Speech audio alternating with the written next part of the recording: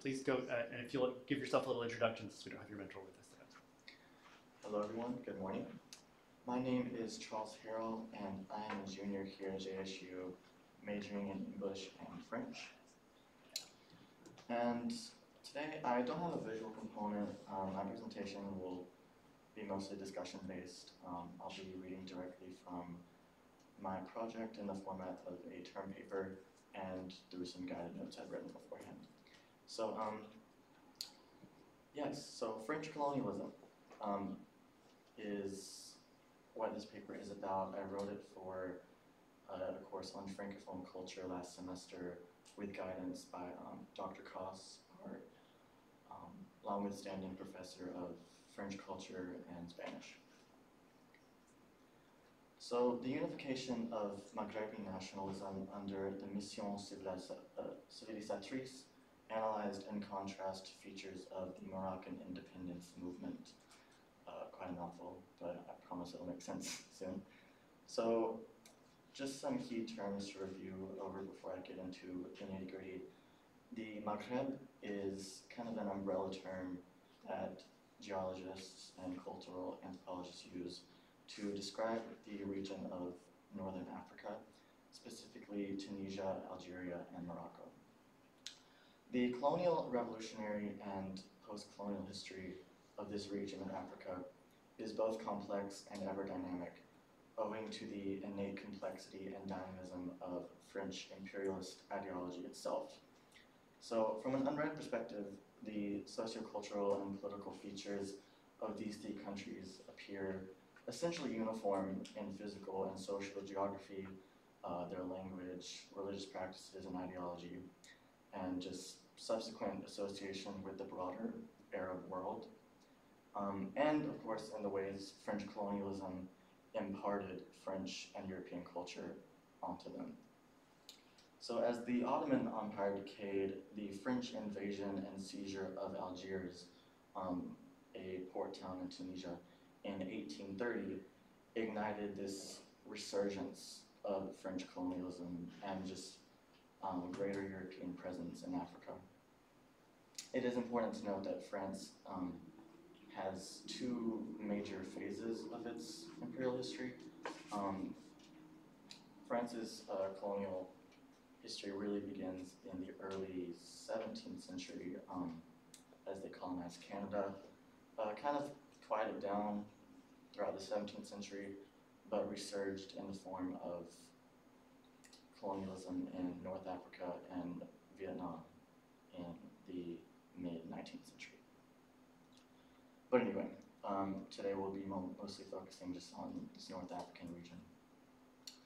So the arrival, assimilation, and endurance of French culture occurred and now persists in a distinct manner for each country of the Maghreb, in accordance with the divergence of French colonial practices employed by the empire throughout this second colonial period.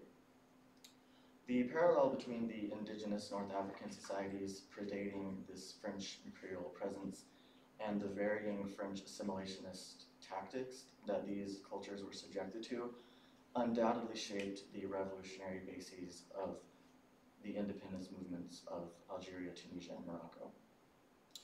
The ultimate political, cultural, and ideological schisms between these countries and their respective mode of French imperialism resound into the present day, and in these developing nations, one can see the broad implications of two worlds enduring intense social-political transience.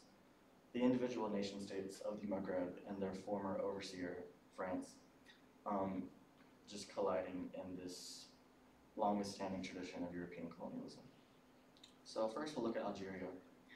And Algeria's subjugation to French colonialism is distinguished by a markedly greater and holistic integration into French culture, and even within the metropole, a term that basically just means the French motherland.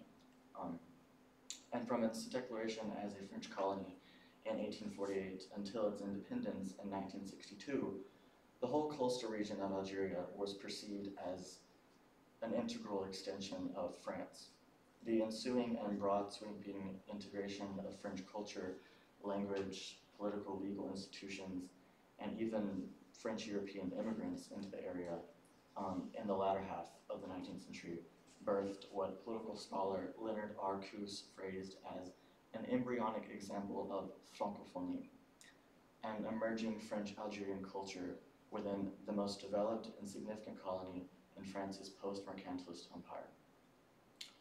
So indeed, France's burgeoning zeal and its newfound philosophy of its mission civilisatrice, which directly translates to civilizing mission, as a righteous mechanism for instilling the gift of French culture and political order onto Northern Africa, is evident in the sheer multitude of European migration directly into the Algerian territory.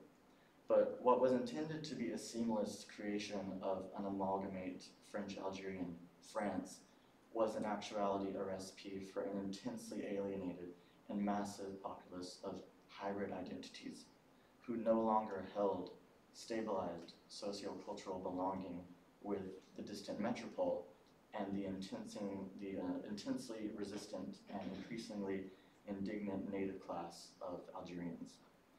And as France's colonial interaction with Algeria documents, the sheer indignation native Algerians felt towards their colonial overseers was not without proper reason or justification, of course.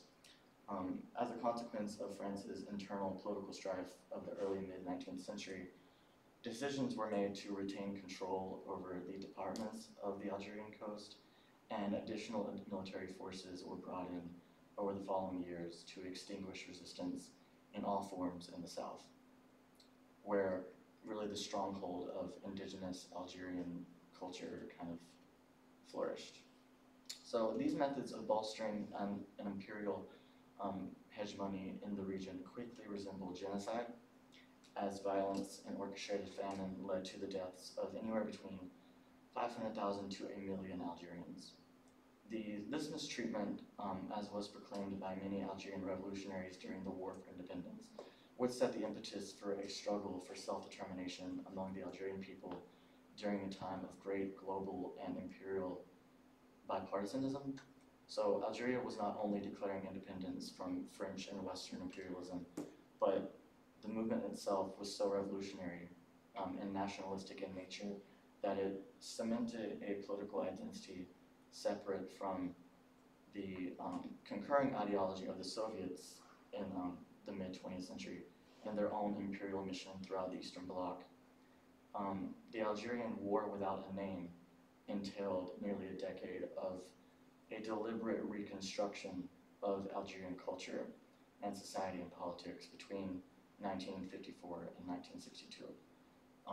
And this was a reconstruction that above all was synthesized to demonstrate the actualization of Algerian sovereignty and an unprecedented kind of fervor in an independence movement. And so the mission of Algerian independence was undoubtedly radical in its capacity to unify the motivations of colonized people all around the world. And none other than Frantz Fanon, a profound post-colonial Marxist theorist, psychiatrist, and activist of French Afro-Caribbean descent, he proffered some insightful discourse into the reasoning and the future implications of Algerian independence in his essays written during this time. He affirms that his and his similar Marxist thinkers' perspective of Algerian independence as a core unifier of global anti-colonialist movements in an essay titled The Algerian Conflict and African Anti-Colonialism, in which he propounds a rhetorical statement. If Algeria's independence is bound to consolidate the recent independences, if its effective consequence is to considerably weaken the colonialist bloc, how can the other French colonies not be considered? Fanon's call for a global usurpation of colonial territories by their subjugated natives imbues a uniquely radical attribute to the Algerian movement that would seemingly reverberate anti-colonial sentiment not only through the rest of North Africa, but throughout the world. And indeed, through historical corroboration and commentary by one of the most outspoken colonial critics of this era, Algeria's journey to independence was notably zealous and symbolic of the ultimate failures innate to French imperialism and their own assimilationist ideology. So their plight sort of demonstrated this dissonance between the French people, who really harped in on like making Algeria France, when really this Mission Civilisatrice effectively saw the destruction of indigenous culture through prolonged violence. So in this misguidance, France actually ignited the whole Algerian nation into dramatic action. And so further into the 20th century, Algeria's spirit for independence becomes more apparent in political structures. And we'll now take what we know about Algeria and kind of put it on the back burner and talk about Tunisia. Now, Tunisia's experiences with French imperialism are considered more parallel to Algeria's than distinct from it. Academic Donald McKay explains that the cornerstone of French involvement in Tunisia was the importance of Tunisia's geographical factors. That was primarily France's motivation for occupying that region.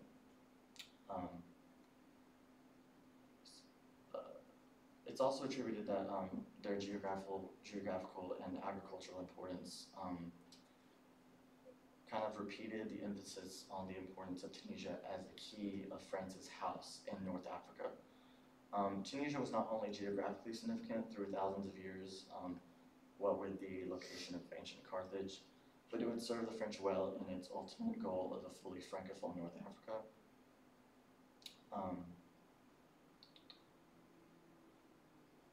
However, as a French protectorate, and not really just, not as a full-fledged department as Algeria was, Tunisia still underwent unprecedented developments and innovations in transport infrastructure, industry, financial systems, public health, and administration. And these improvements were in large part developed and extended to French businesses and citizens only within that region, much like the case in Algeria. So there was still this recipe for a lot of social stratification and eventual resistance.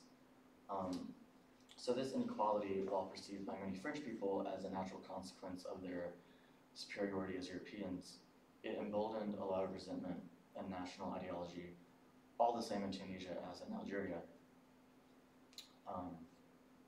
And this kind of reaches an apex when native Tunisians, after returning home from World War I, joined the nationalist movement in large swaths and laid out their demands in a pamphlet written by Abd al-Aziz al-Tabalabi, and when it was translated into French in Paris, titled La Tunisie Martyre, the Tunisian Martyr. And quickly looking at Morocco, they had decades of experience exerting influence over Algerians and Tunisians alike, and they used experiences from the latter to better inform their imperial tactics in Morocco. So after all of this kind of political instability that colonization in Algeria and Tunisia implied for France, they saw it to be, I guess, way more invasive in their relations with Morocco, and they just dismissed the whole Mission Civilisatrice altogether as sort of a liberal fantasy. So Morocco's French administration opted to implement a specialized system of urban planning and education to limit cultural interaction between the French and Moroccans, but still kind of cultivate a culture heavily influenced by French people.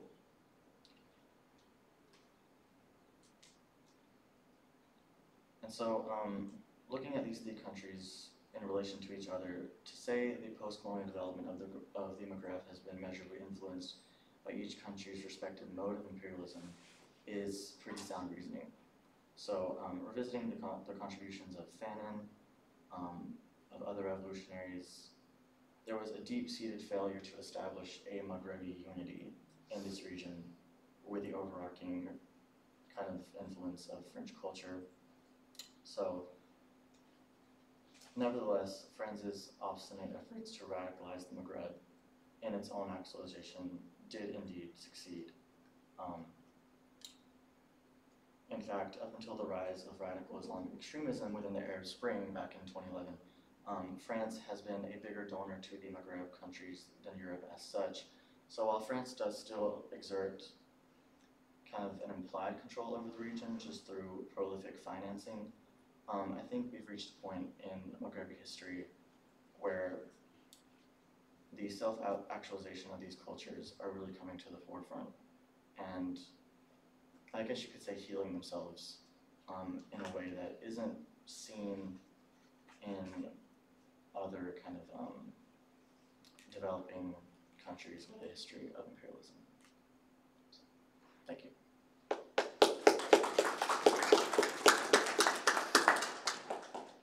Questions for our speaker?